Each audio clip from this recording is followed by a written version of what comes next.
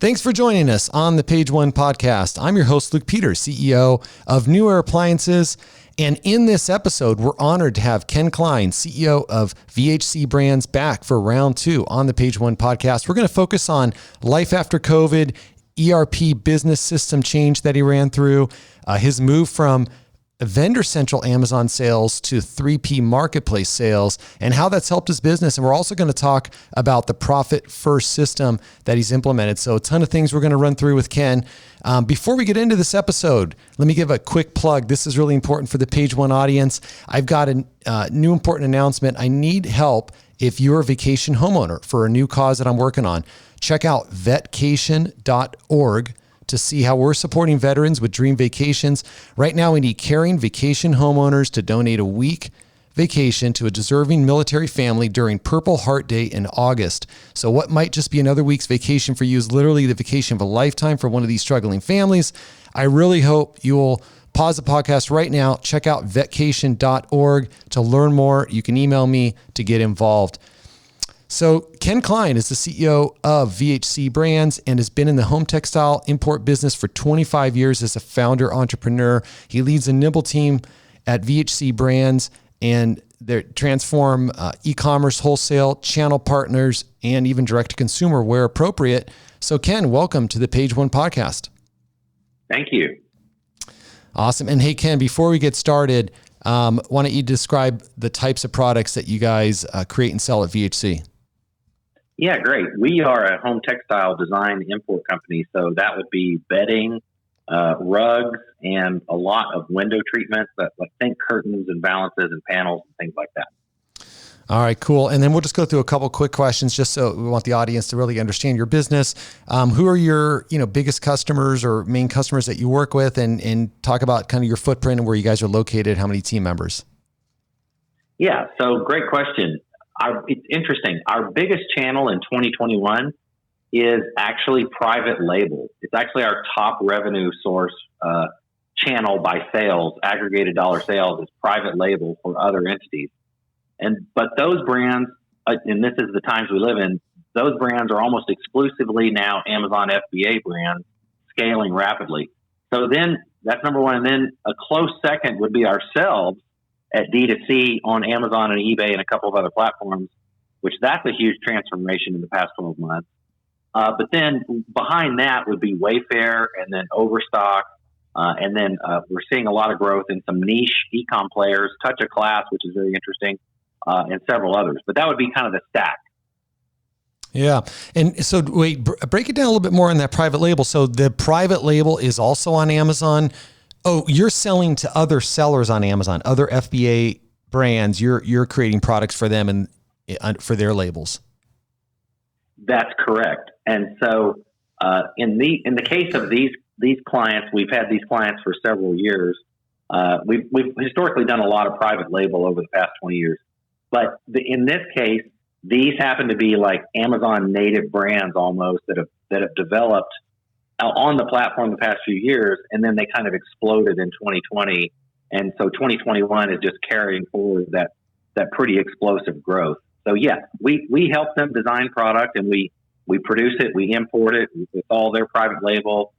We do soup to nuts, all the way delivery to our DC, and then ship it back out to FBA for them or their DC.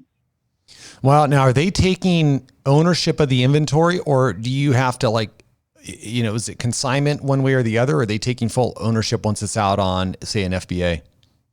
No, they're taking full ownership. It's their private label. It's their brand, or brands, I should say. There's more than one. So it's their inventory. It's not a relationship where we cost share or we a revenue share or anything like that. It's actually soup to nuts, their product concept, that we do the heavy lifting on the import, distribution, production, all that stuff. Awesome. Okay. And then so for the audience, just so you know, this is Ken's second time on the Page One podcast, and we had a great discussion earlier. Definitely recommend you guys check it out. And he talked about literally how his business burned down and he had to resurrect this thing from ashes. And then this past year, he's had an ERP change. We're going to talk about that today. Implementing profit first. We'll talk about that today. and also a big change from Amazon vendor to seller, which just so many people talk about that. So I think that's going to be super interesting. Before we get into that, Ken, where are you guys at as far as warehouse square footage right now and a number of team members? Yeah, so we have 50,000 square feet. So we expanded in 2019. We only have one distribution center, which is here in Southwest Missouri. But we do ship to other distribution centers for others. But, this is kind of turnkey here.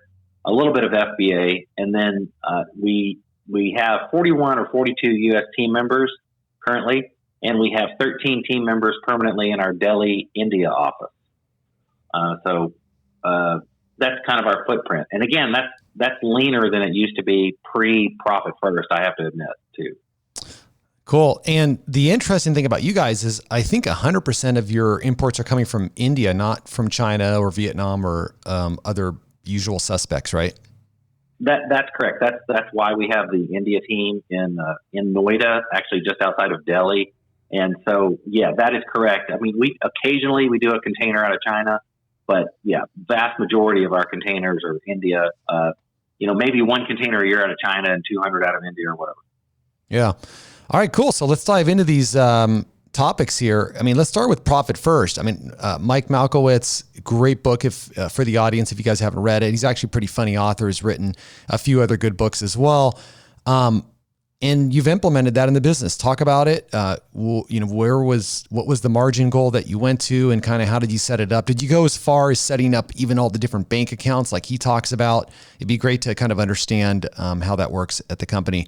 And before you get going, just so the audience knows, if you haven't read the book, Profit First basically means, you basically take your cut first as a business. So, if you're doing 10 million, you're going to put $1 million into a bank account, assuming that, hey, you better have at least 10% net profit, and then find a way to run the business with the other 9. That's, I think, the basic principle of the book. But Ken, it'd be great to understand how you guys are doing that.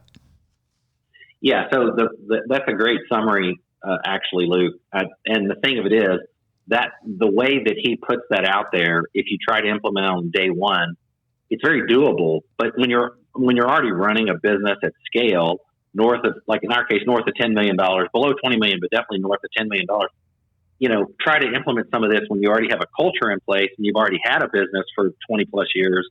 That can be a very daunting task. And so the idea, though, of exactly that, hey, if your top line sales are 12 million, then you're supposed to have 1.2 million, at a minimum 1.2 million of net profit, then figure everything out from there. That is a huge game changer. And I think the vast majority of businesses tend to think, well, you don't know what your bottom line is going to be, but these are sacred costs. The sales team, the travel budget, the R&D budget, the whatever, the CapEx expenses, the plan out there, those are all sacred cows you can't touch. But by the way, if we're sacrificing profit on the way, hey, who cares, right? So Profit First basically says, no, that's the opposite. Actually, your number 2 line item after top line revenue is profit equals 10% of that minimum. Holy smoke, does that change the mentality, right? So it makes you very profit centric. So basically just focusing on that is kind of boot camp, right? So, we've always been profitable, just not like thinking that way at scale. So, things we implemented, first of all, was trying to change the mentality. Secondly, I'm very simplifying Luke, just because, it's a podcast. But sure. Secondly, basically, I went around with the department heads and we had big group meetings and just had pretty good heart to heart to like, hey guys, this is where we're taking the business. You're either in or you're out. If you don't think Profit First is relevant and you don't want to read the book and you don't want to drink the Kool-Aid and you don't want to get on board, probably not a good place for you. So that was the first thing, is like, you need to start thinking about whether or not you want to be a mass contributor to this thought, or whether or not, or you're going to be a load drag. If you're a load drag, hey, no problem. You're just culturally different. Probably not a good place for you. So that was the first place I started, was like, okay, let's see where we need to be there. And then we started drilling down on clients. Oh, every client's great, right? In sales thought, every client's great. They're delivering revenue, we're rolling with them. They're already in place.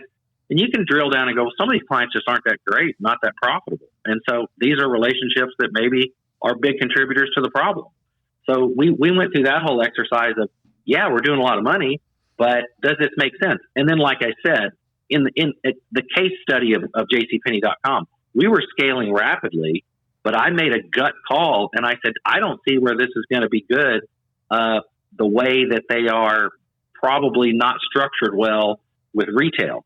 And lo and behold, COVID hit and they went bankrupt. So I was so glad we exited that relationship.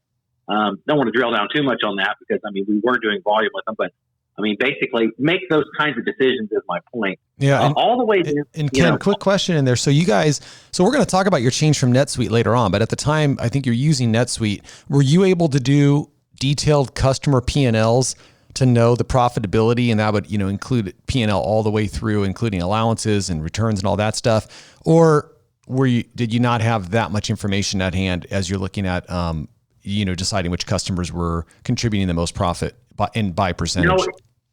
We did have that, and we had in NetSuite, we kept a really detailed P&L, so we would call out line items like JCPenney chargeback, JCPenney, like short pay, JCPenney, whatever, so we like returns allowance. So we still do that. We still say Wayfair returns allowance or whatever, overstock returns allowance, overstock co-op discount.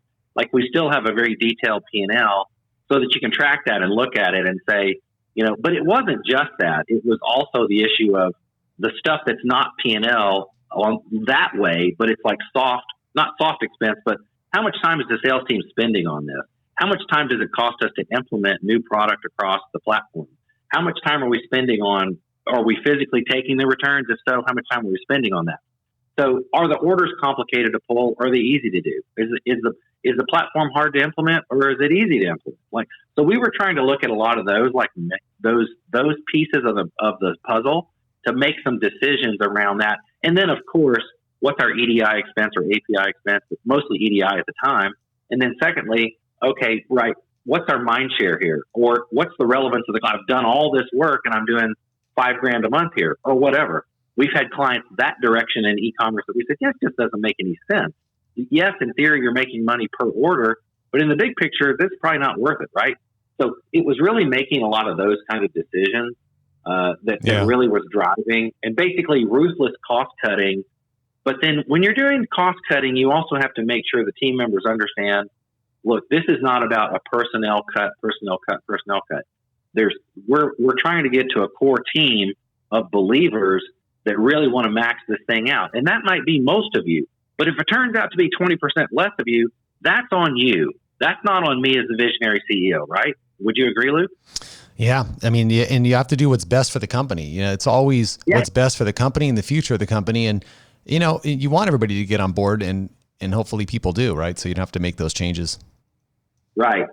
So in our case, we did have some key management positions that simply just didn't agree with pushing it that far. And then also changing over to a portion, we'll get into this, but like switching Amazon from 1P to D2C, that was a big part of the thing. And then, basically selling to the end user, which there's an argument about you're competing with clients. I don't think that's true, depending on the platform at all. So that's a whole discussion. So yeah, we did all that, but we also did other things procedurally. Like we had already decided, like I just was really looking hard at this P&L thing, like a lot, and saying, wow, where can I get there? How can I get there? Even things, Luke, like we had a really nice corporate headquarters that was 18,000 square feet, and it was a long-term lease, and it was a great price. But we had already decided in 2019, when we're done with that we're going to phase that out and switch to telecommuting. That played right into our hands for COVID. Well, Ken, let me dive in there. So you guys changed the mentality. Some people had to be turned over.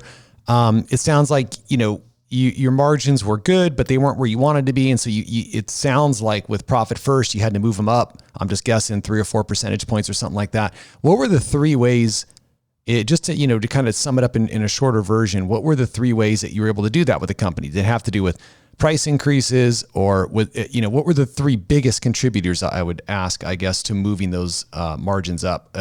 Or did it have to do with, working with more profitable customers and get rid of customers that weren't profitable? Kind of talk to me about that part.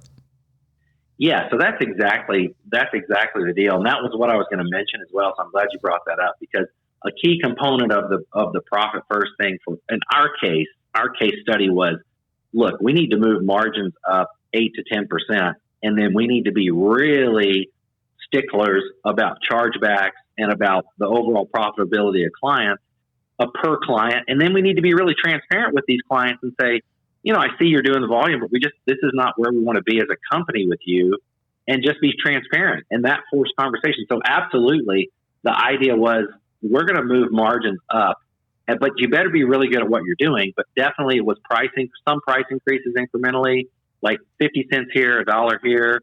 Some of it just had to be adjusted up some. And then other things were, look, we're going to keep shaving away at chargebacks and co-op fees and this, that, and the other. And our performance metrics are going to go up. So there's going to be less returns. We just kept looking at all those things, like, how do we move the dial on this? So at the end of the day, Luke, it actually ended up being a lot of cost cutting and like efficiency and productivity on our side. Then that ties into the change of ERP. But then it also was not totally, but there was a chunk of like, hey, we just need to be more profitable at gross margin, right? We just need to ask more for the product. And we were able to pretty successfully push that through. It took about 9 months, but we were, pretty successful at pushing that through, basically. And start to finish, how many net margin points were you able to gain? Yeah, so interesting. Year over year, if I look back 2 years ago from like February 2019 to February 2021, I'm up 11 and a half points on margin. Oh, wow. That's huge. Yeah. That is huge. It's huge. Yeah, it's huge. Yeah. Yeah. Well, congrats on that. I don't think everybody can say that. So that's a huge achievement. And it's like you could do half the sales and make more money probably. That's a good position to be in. Cool. Well, thanks for that. I mean, why don't we, Profit First is it's a cool book. I recommend it to everyone. It's a really easy read, by the way. And again, Mike's like a pretty funny author. So why don't we move on to the ERP change? I mean, you're on NetSuite. We're actually on NetSuite and love it, but I think it sounds like you found some better things that work for your company with.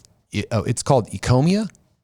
Yeah, Ecomia, right. Ecomia. Exactly. Yeah. So why don't you talk about the kind of give and take and plus and minus and why you guys moved over to Ecomia?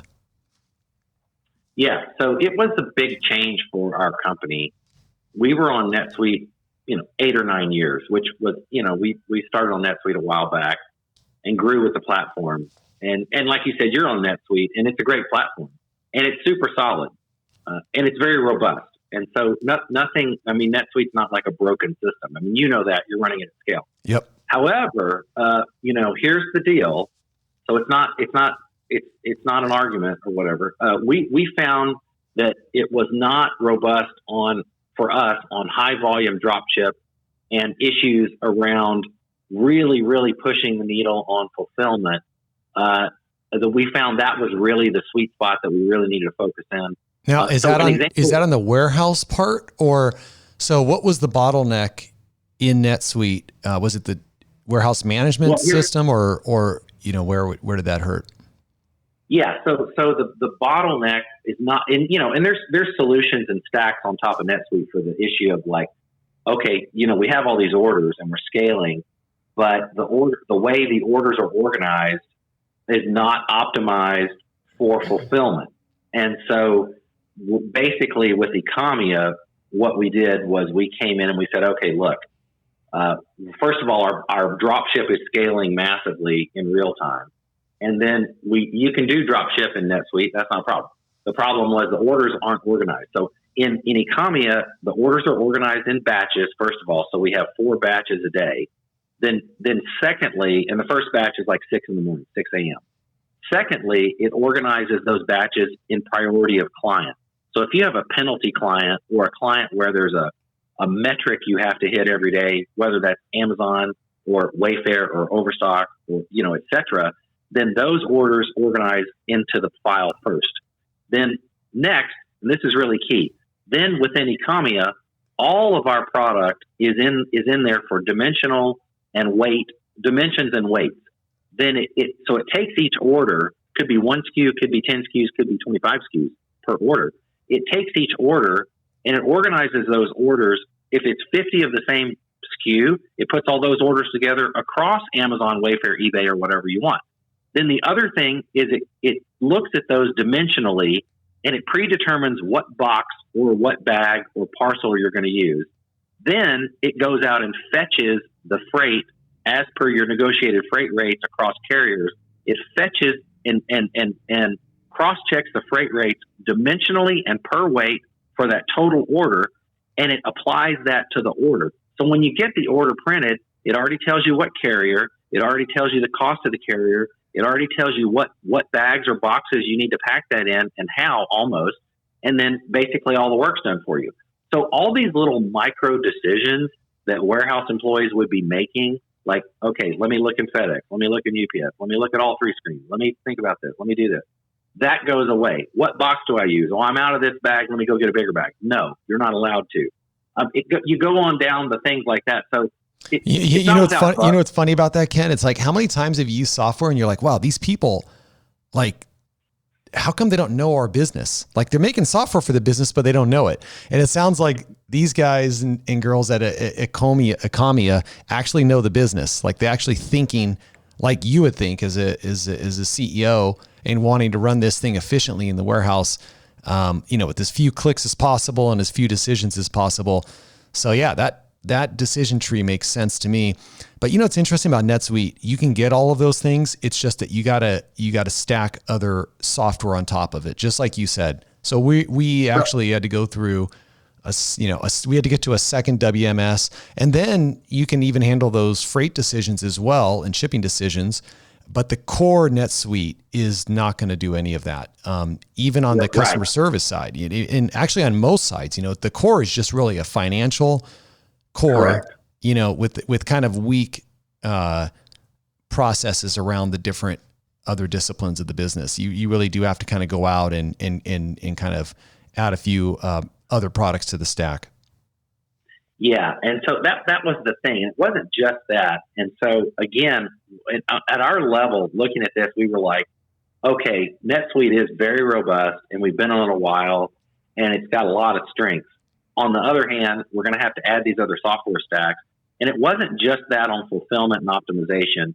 Also on top of NetSuite, we added Salsify, which was our PIM cloud management system, because we have thousands of SKUs, which you and I have talked about this. Yep. But we have 5,000 plus SKUs.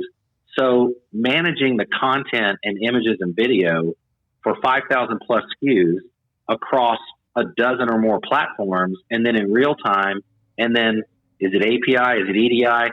So you can see between NetSuite, Salsify, EDI, and all, the stack can start to get confusing and not exactly like a perfect jigsaw puzzle. And so Ecomia does have issues, and we're a beta tester for it, not the first beta tester, but but it does solve a lot of these issues into one enterprise system. Then the other thing is, to your point about, CEOs really know their business. Ecomia was founded by a guy that owns a pure e-commerce business doing massive scale drop shipping for Amazon, eBay, Wish, Walmart, name it. So all the issues he was facing, he was like, look, there's no software for this at scalable mass volume drop ship. So he developed this whole business software system around his needs. And then he said, wow, this works really good. I think I'm going to go sell it to other people. And so he's got other clients, of which we're a client, but we're certainly not one of the bigger clients. They have some clients that are much bigger than us that needed a really robust, super high volume drop ship, setup in real time. Because like I said, the key thing here is, like, I can get thousands of orders a day, which in NetSuite created a lot of micro decisions and frankly, a lot more personnel. And I said, let's just really look at this and kick the tires. So that's when we discovered Ecomia and had some pretty detailed conversations, because we were their first wholesale retail hybrid company to go on the system. Everybody else is very highly scaled on e-commerce only, or almost purely, however, D2C. So whether that's Amazon, like I said, went on down the list. In our case, as you know, Luke, and you and I have had conversations about it, I mean, we love Wayfair, Overstock, go on down the list of, we're implementing Home Depot. So I'm a huge believer in that ecosystem of wholesale partnerships in e-commerce at scale. And so just trying to really address that issue. So that's how we kind of became the beta I would say, for Ecomia, which they worked very closely with us as a function of that to leverage into, more clients nationwide that want to scale on Wayfair and Home Depot and whatever. Yeah. But the other big thing was switching everything from EDI to API. That's all part of their implementation functionality, which I love. Which is a big savings. Now, how long did it take you? Hey, Ken, how long did it take you start to finish to get to implement Ecomia? Because these are huge deals sometimes. This will take forever. This is a huge deal. I agree. And so that's why, I feel like we could have another whole talk around that. But here's the deal. The funny thing is, so Chris Rush is the guy that started this, and he owns Hi-Fi Sound Connection here in Missouri. So I started reaching out to some groups I have online, some chat groups that are all entrepreneur CEOs. And I said, hey, here's my fundamental functional challenges with NetSuite and fulfillment. And I'm scaling rapidly in COVID. And I'm doing way more residential drop ships because I've added direct to consumer. We're already doing it for Wayfair. That's all drop shipped. But but now I'm scaling even more, and I'm going to see the wheels fall off. So Chris was like, look, Ken, I actually built a whole software company around that. Let me come down there and talk to you and see if this is a fit. That was early summer. Luke, literally I inked the deal July 1. We went live November 9th. Oh, wow. That is pretty fast. Yeah. You must have a great team then. That usually takes really good financial people and then someone good on the API or EDI side, to get that up and going. And you are right to call that out. Great team. And I was very proud of how my team pulled it together. And in fact, on the Ecomia side, they told us, they were like, you actually have a team and you really pull things together, for the purpose of implementations in general. And that's part of our DNA in general, Luke, just from the standpoint of part of the thing with going back to the profit first, the top of the talk here was okay, one of the ways I can scale massively is add more platforms that are going to be scalable. And that means Overstock. That means Home Depot. That means, some of these guys coming along like Wish or whatever that I think can be, they're not Amazon, but they're not $5. There's a lot of money out there. So my team is already used to implementation and doing some pretty sophisticated kind of brain surgery type stuff. So that was a big help. And I keep that team. It's not like that. It's not like I don't keep them on time, full time. There's constantly stuff like that to do. So that kind of fit in our wheelhouse of crossing the T's and dotting all the I's. And then it did definitely help with the Salsify type stuff where we're already used to dealing with kind of big data and content management and making sure things flow smoothly. So it all kind of flowed, project management style. So that was, it could have gone a lot worse than it did, but now with it, there's still some kinks to work out, but there always are with implementation. But I'm certainly not recommending a 10-week implementation. Yeah. But afterwards, are you happy with it? Is it made big efficiencies in the warehouse and saved you costs on that end? Yeah, it has. In fact, it's a great question. So I started in 2019, I had 32 fulfillment employees. In 2020, heading into COVID, I had 24. So we'd already realized some efficiencies, profit first and this and that. So now I'm able to do twice as many orders a day minimum with 14 people. Yeah, that's great. That's awesome. Huge savings. Huge savings. Plus, nobody's stressed out. We're not trying to figure out the traffic flow. It's all there. So I'm really happy with that. But Ecomia is basically like an apex predator for fulfillment functionality. That's where it really shines. We had to go kind of backwards on the financials, on the hardcore stuff, the P&L stuff. We had to switch back into QuickBooks, which I haven't been on QuickBooks since the 90s. So we did go backwards on that. I say go backwards. I'm super comfortable with it. QuickBooks is a lot better than it used to be. I don't have all the functionality of NetSuite, but I wasn't using all that anyway. So, as per me, Luke, I'm good to go. I think in a company like yours, which is, you're a much bigger company than us, it may not matter as much on whether or not NetSuite tries to move the needle on the cost structure another 12 or 20% a year. But to me, plus all the other stacks on top of it, plus the rapid scaling, I was like, I just think we can try something different. You know what I mean? Well, that's a cool story, and I'm sure people are going to want to check it out. So everybody running a warehouse, or if you're not running a warehouse, then it's a lot simpler, I guess. But when you're running a warehouse, everything you said about batches and about how many units you're running and about the people, I mean, we count all these metrics. Try to get 100 units out per scan station per hour, and all these different things that goals that we want to get to, limit the clicks, all of these things that make it faster, but honestly make the job a lot better, right? Because if you go down, the thing is you have to go down and do the job yourself, and you got to click 8 different screens to ship one product. Yep. It's mind numbing. Yep. I wouldn't want to make someone do that. And that's how you kind of just have to say to yourself, hey, how do we get this down to 2-3 clicks? And then, you got to scan out, serial numbers and other things like that. Hopefully Economia can do that. Those are other nice features of different WMSs in NetSuite. The other big takeaway here, Luke, is the issue in Economia, the way it's set up, like the whole idea here is kind of the gamification of warehouse fulfillment. So basically, to your point, every function in the warehouse now has a score, and so you can elect to do that function, including go clean the bathroom if it's slow that afternoon on Thursday, clean the break room, start restocking, start backstocking, start destocking. There's all these things that are in there that line up as tasks, and the tasks start lining up every day, including orders, which are priority. And you get a certain amount of points for dropship orders. You get a totally different point score for an FBA order that's, say, $20,000. So, the warehouse workers, it's all on big jumbotrons in the warehouse now.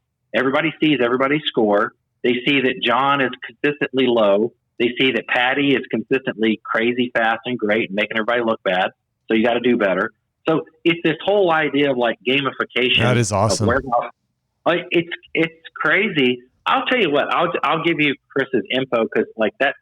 I don't even know that it's almost like they pick their clients and not to sound. I mean, it's kind of strange the way they do. It's not like a NetSuite scalable. You're not going to go find a bunch of information, but you can get a lot of information from the guys that are running it. And it's like I said, we could talk a lot about that, but that's basically the idea. And as you said, the name of the game now. I mean, this is 2021.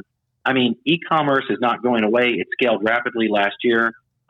People have habits in place that they're not going to quit doing it. People take orders at their door all day, from groceries to essentials to stuff, whatever they find on the web. I mean, it's been a huge game changer. So you have to put your best foot forward with all your systems in place. And I'm a big believer, Luke. You can't. I used to think, man, you could just work harder. There's no way, man. Some of this stuff is so complex and overwhelming, and how fast you have to move in real time.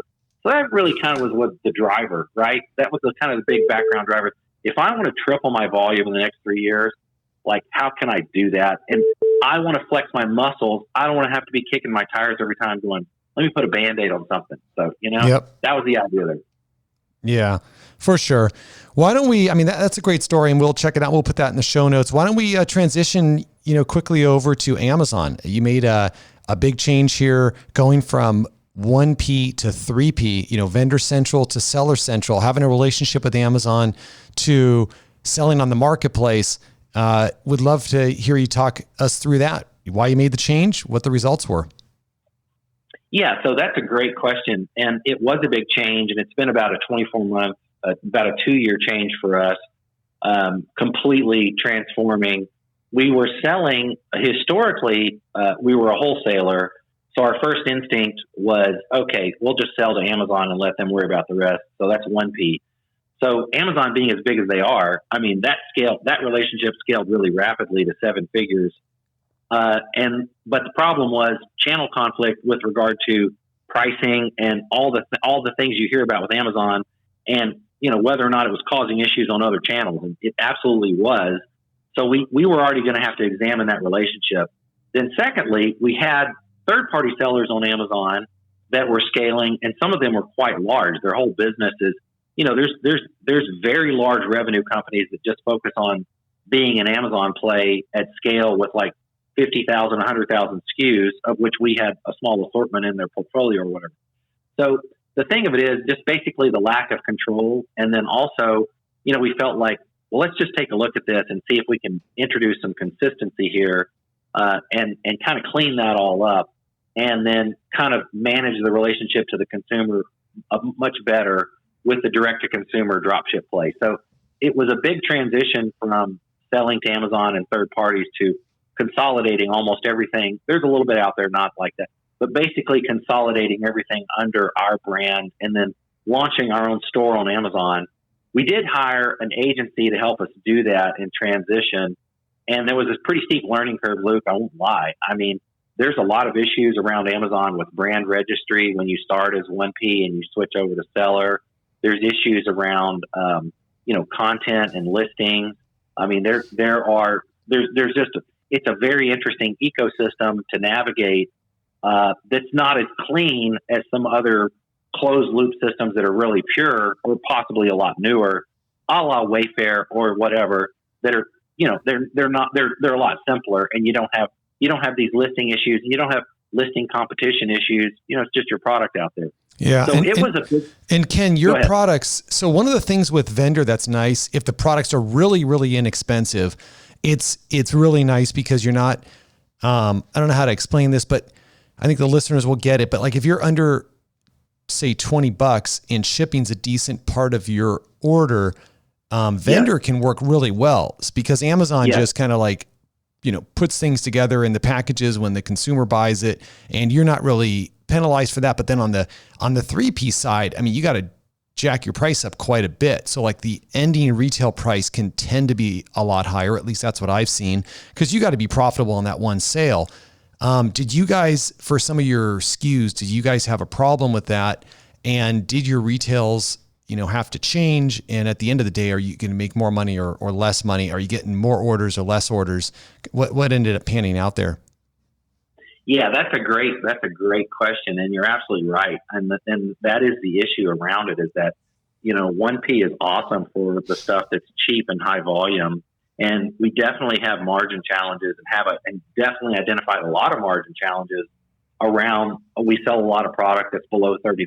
We sell a lot of product that's like $25, like $15 to $25. There's a lot of bandwidth there that we do a lot of volume. But that was the issue. The problem is you're selling more volume on Amazon. But what we found in our particular case, and this is not a knock on Amazon or their model or whatever, because there's people have different outcomes. In our case, it was a zero-sum game where Amazon buys it. There's a negotiated price. It's a little bit cheaper, but they sell it for a lot cheaper. And then eventually all the other traffic dries up because Amazon's got by far the cheapest price, and you didn't necessarily get more volume. So that was the downside to the Amazon thing growing, was like it can grow like crazy, but it could also crush us. And so we were like, we're not really comfortable with that. But then in switching to direct-to-consumer and seller, then you absorb the freight, which you have that whole problem. So we did, in fact, have to go in and say, gosh, we're going to have to, some of the pricing is going to have to go up here to manage this whole animal. And then we're going to have to create some other efficiencies, which then that also hurried the discussion on Netsuite versus Economia, things like that. Like, you have to be ruthlessly efficient and then build volume, which that was a huge learning curve in 2020 for us, because we went from basically not having residential freight be part of our wheelhouse unless it was on someone else's bill. Like, we're shipping for Wayfair, but it's on Wayfair's account, Overstock account, Pals.com, their account, whatever. Now it's on our account, right? So that $20 pillow, you just basically ate it on freight. Yeah, for sure. Yeah, for sure. So yeah, that's a big learning curve that we've gone through, and we're now going through, and we're fixing a lot of that. And that would be probably, Luke, that's probably my number one challenge now, is that piece of logistics, because we have a 25-year history of wholesale.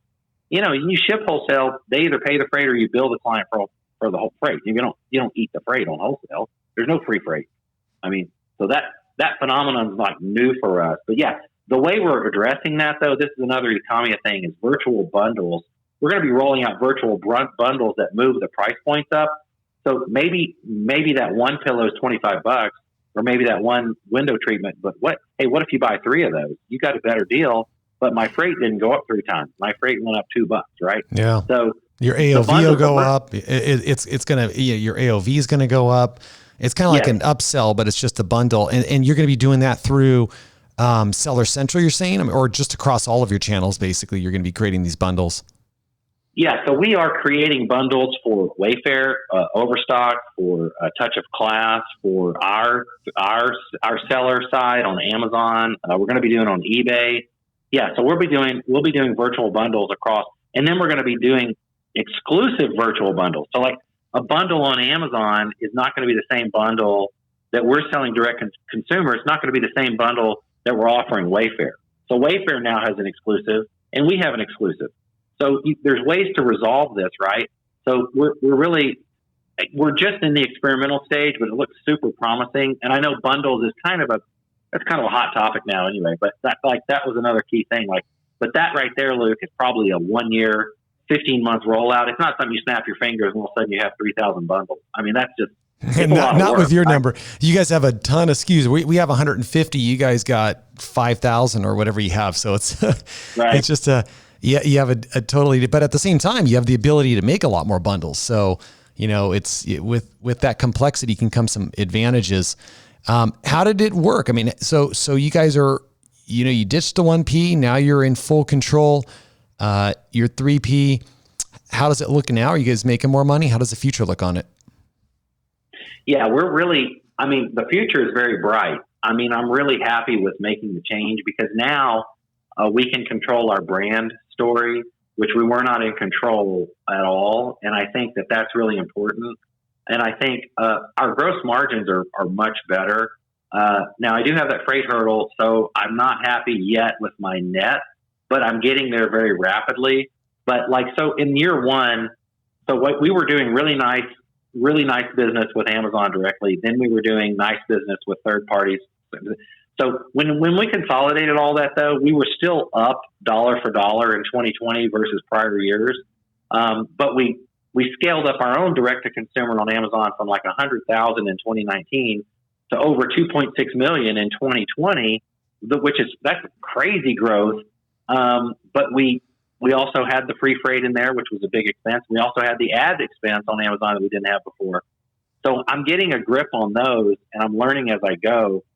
Those are interesting animals to deal with, and you have to mind your P's and Q's really closely. And it really is in the details. It's not, you can't just throw a budget number out there or a P&L line item and say this is the number for the year. I mean, you have to very much proactively manage that on the ad spend side on Amazon, of which that's the biggest platform.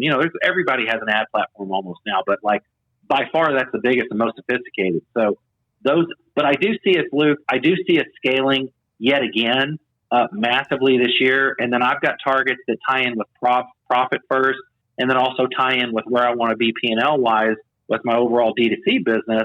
That's got to make a lot of sense. And so I have very hardcore targets. I hired a top flight Amazon overall operations agency out of Seattle. We actually start on Monday. It'll be their day one with me. And they took a look at us. They would not have even considered us a year ago.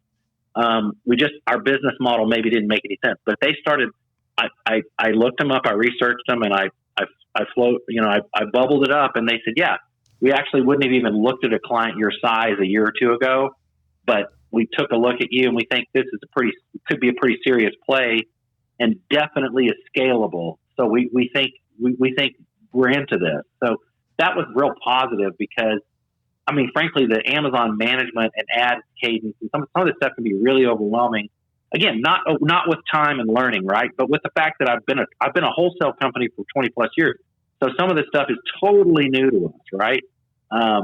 So I think having a top flight agency it's not just ad agency, it's every aspect of Amazon management. Like, are they dinging you too much for returns? Are they doing this? Are they doing that?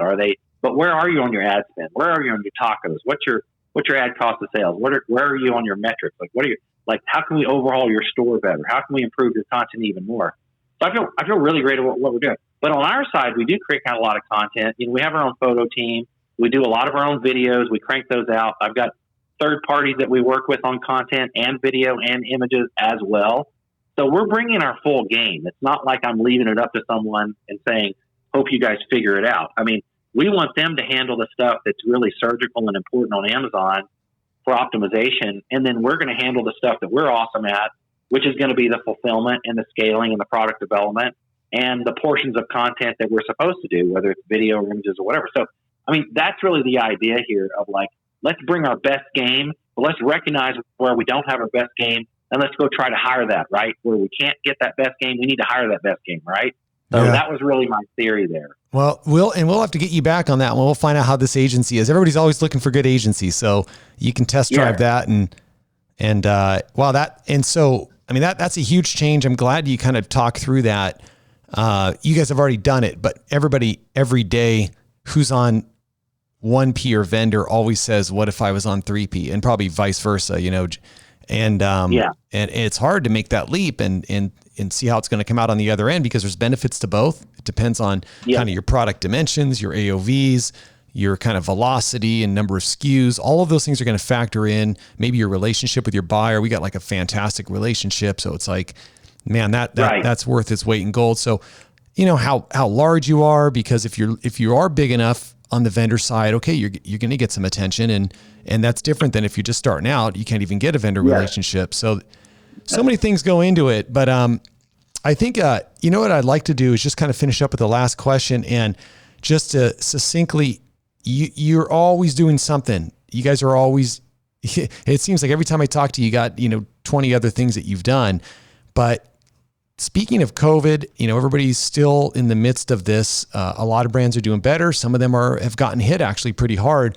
What is maybe your best word of advice that you can give other business owners, or, just in a short way of saying that, or maybe the biggest thing you learned in the last year that helps you and that you kind of want to share with other business owners? Yeah, great question. I mean, we basically took a 3-year transformation business plan that we had in place after our restructuring. Then we were going to add a heavy dose of D2C, like we've been talking the past hour. We basically compressed that into a 6-month time frame from March through September, basically, of a complete overhaul. So I took a huge chunk of my team that was on e-com operations and product development and general sales, and we basically put everybody under 2 people. One was e-com ops, like that she didn't already have people under, we added people, and the other one was content and optimization output. So my product development director, I basically put everyone under her for content, because there's a single arc from like product concept all the way through to launch. So let's tack on content, and then let's make that workflow all one seamless workflow. So, like, the reason I brought that up is basically have a deeper bench where you've got really trusted team members that are battle tested with you. And as we discussed on the prior discussion, like a year ago, Luke, where we went through a fire in 2016, we totally burned down. So my team in 2020, we had already restructured, and we had a core team from the fire that we had whittled down to a really core team heading into our next phase of our growth with profit first. And basically we took a look at COVID, and it was ugly on the front end. Sales in March 2020 for VHC dropped 55%. That was totally scary. Well, that is tough. It was scary, friend. I mean, scary. Coming off a great first quarter, January and February 2020 were great, right? And then March, COVID hit, sales dropped 55%. Well, one thing, Luke, we already had a plan in place of what's the next VHC. So we just started implementing it more rapidly. So my first piece of advice is, if anyone has come out of a business in 2020 not thinking they need some kind of planning, please get a plan. In our case, we had a plan and we accelerated it. So that calmed nerves, right? We did not have a plan. We already had a plan. We were already going to telecommute. We were already going to cut costs. We were already going to cut travel. We were already going to do more virtual. We were already going to move to D2C, but on a slower time frame. We just accelerated all that. So, but it was because, Luke, we had a plan. So my first piece of advice, hey, anyone out there listening in God's green earth, please have a plan. First, you may not execute the plan, and some of the parts of the plan, Luke, might be mud pie, but have a plan, right? That was the first thing. My second piece of advice is, I have team members that have been with me long-term and that are now battle tested twice. Those guys are hardcore. Most of them are women, by the way. Most of my senior lieutenants are women. And that's just the way it's worked out. That's not like me saying I'm all women. And I've certainly had men running departments, but currently the majority of my senior team is women, and they're battle tested with me, and they have great team members under them. So we really preach all the way through the ranks. Hey guys, we're in this to win. We work hard and we want to be rewarded. But Ken is with you if you work hard. Know that, right? Really key, right, Luke? Same lesson from the fire, right? Same lesson. Am I not right? Yeah. And well, you've been there. I mean, and the other thing is you can talk the talk because you've walked the walk. I mean, when you have to take a business from ashes and bring it back, people are going to listen. You're the leader of the company. But I mean, that's, so that have a bench, have that battle tested team, and rely on that battle tested team, I guess, is the message right there. And that's a good one to finish with. Yeah. So that's kind of my takeaway. And I think it's pretty exciting. I mean, we've been through, I wouldn't necessarily have chosen this, but we've been through two massive changes as a result of massive external macro factors. So it is an interesting story. So yeah, one was the fire. The second was COVID. Lessons in transformation, I guess you could say, which, Luke, I try to be humble. I mean, we're still learning every day. There's so much to learn. But I also want to end on a big note of encouragement for anyone. I'm an optimist by nature. I believe you are too as an entrepreneur. And I think that I'm optimistic. I mean, it was pretty scary March, April, May. I won't lie. I mean, instead of let's don't freak out and run for the hills. And I had major buyers, Luke, I was talking to that like trying to have conversations with buyers that they were literally freaking out. Right. And I'm like, okay, look, you don't need to freak out. Well, the world's falling apart. It looks like the world's falling apart. I guarantee you this is not the second coming. So it ain't that bad. Trust me.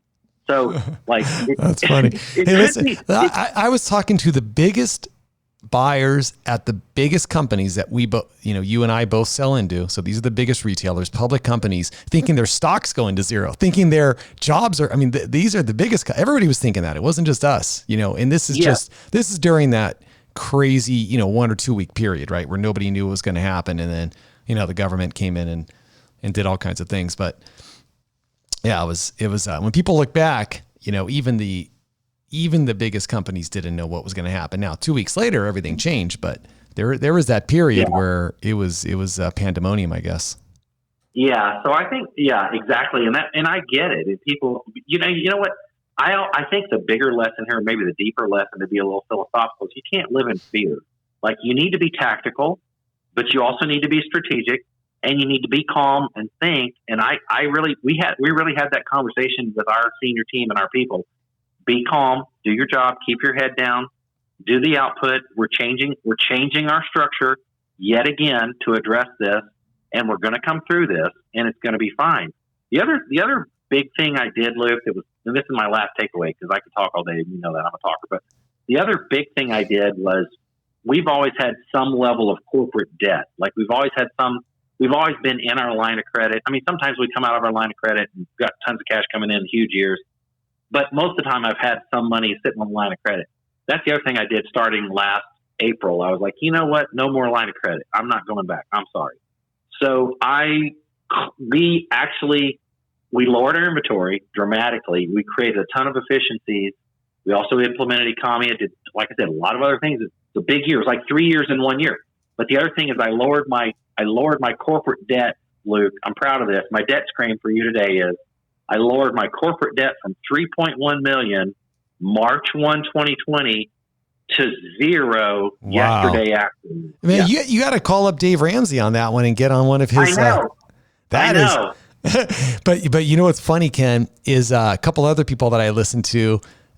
Just some, I love Dave Ramsey. Actually, I've been to a summit, been to a couple of his events, but then a couple guys like on the Rich Dad Poor Dad, and just some of the guys in their network, which are always fun to listen to. Their new thing is that debt is a new asset right now since it's so cheap. So it's funny. It's funny how this world is turned around. Yeah, and I had a friend of mine tell me that 2 nights ago when I was out on my hour walk. I ran into my next door neighbor's a good friend of mine. He was like, yeah, I know what you're saying, Ken, but I'm not. I'm going to go the opposite way because I think I can really. Debt's so cheap right now. Why wouldn't I do that versus inflation? And I was like, well, I think there's a whole argument there that's a fair argument. My dad made the same argument. My dad was the top finance guy at a Fortune 500 company. I mean, I mean, hey man, if debt's cheaper, if you can finance it this way and play the numbers, I mean, go ahead. So like, I get that. So it's not a function of, I'm not that guy saying debt is evil and, you should, I'm just saying that I felt like as a function of, that's one more line item that I'm not paying out for the year on line of credit expense. Hey, that's a little bit more towards that profit first realization of goal. And I also but I'm with you there. I did the Entree Leadership Deep Dive with Dave Ramsey for a week, like 5 years ago. And he preached the same thing. It was like, look, you can have debt, and he's a Puritan on no debt at scale. But I think also there's great companies at scale that are, I think we're learning that profitability at scale, it's not just you're big and you're not necessarily profitable, it's just big. I mean, I think Satya Nadella and Microsoft is proving that at $100 billion plus a year now. I mean, $33 billion net income. I think Apple, there's big, scalable, very profitable, very well-run companies now. That, in my opinion, Luke, is also moving the dial is what is best practice for business. Would you agree? Well, look, you the business is, it's your asset, and you just basically deleveraged it. You cleaned up your balance sheet, and to do that, you had to clean up your inventory, which is very smart. So your cash flow is going to be better, and your capital allocation's better. I mean, you did all the right things to get to that point. So it's all good. It doesn't mean that hey, you want to do some future investment, you can go pull on that line of credit, but if you don't need it, you don't need it. And if you can run the business like that and be profitable. So, I mean, that's a great note to end on. Why don't we, I'm glad you kind of fit that in there. I think that's awesome. And people love to hear real numbers. So thanks for sharing that and that debt payoff. I mean, those are like gold, because too many people talk in generalities. So it's nice to hear that. Ken, why don't you just finish here and let us know how, listeners can find you, where they can find your business. Well, I am super old school, and I only have LinkedIn. So I'm only on LinkedIn, and then I love email, good old snail mail email, KKline@VHCBrands.com. And I love to read all my emails, and I do respond back.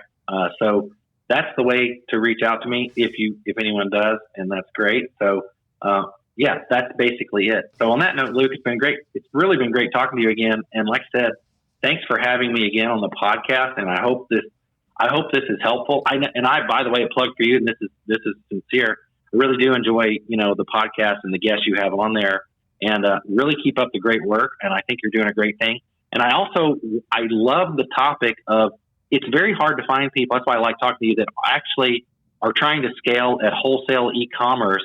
Sometimes I have these conversations about Wayfair and Home Depot and Overstock and whatnot. And people, they look at me like, well, don't you know Amazon's the whole game in town? I'm like, well, I don't think it's the only game in town. So it's always good.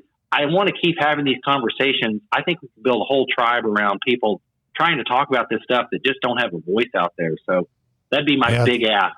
That's the second podcast you're going to launch. Yeah. Well, and you're right. I mean, there's a lot of big players out there. It just depends what categories you're in, but in your category, you got plenty, and so do I. So I'm glad you brought that up. And thanks for joining on the Page One podcast. And before I let you go in the audience, just remember, anybody out there, you got a vacation home, we need your help on vetcation.org. Check it out. We're looking to help out some veterans with the free week's vacation in August. The kink in the hose, the bottleneck is that we need more vacation homeowners who are willing to donate that home. And in return, you're going to really change someone's life. You're going to help out a family like you wouldn't believe. So, and we're going to have amazing stories, by the way. Every one of these veterans is going to leave a story up there, video. You're going to see how your home and that vacation changed their lives. So please check it out, vetcation.org. It's a great cause. I've been doing it myself in my own place for 10 years. And so taking this across the country, that's what I'm doing. And I hope everybody enjoyed the interview. Please leave a review on iTunes if you did, and we'll catch you on the next episode.